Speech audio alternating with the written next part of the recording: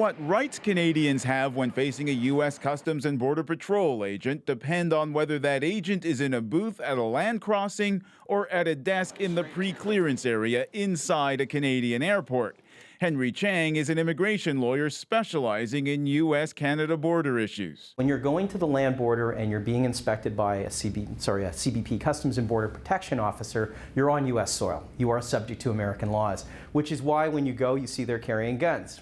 He says being on U.S. soil gives the agents the right to detain and interrogate Canadian travelers and search anything they have with them, including electronic devices.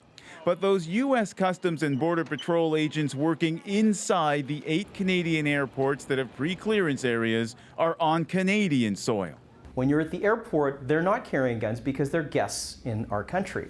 So they don't have police powers, they don't have the power to arrest you or detain you.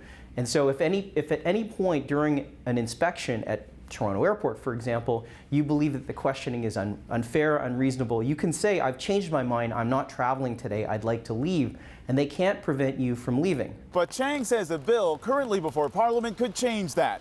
Bill C-23 is meant to make it easier for Canadians to cross the border by extending pre-clearance to train stations, marine terminals, and Toronto's Island Airport.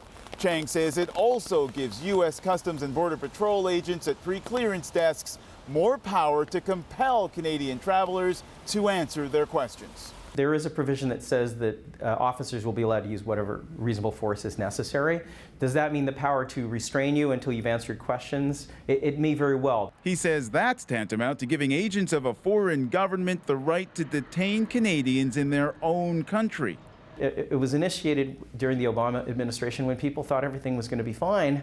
In light of the current administration, I won't mention who's in charge of that administration, but we all know.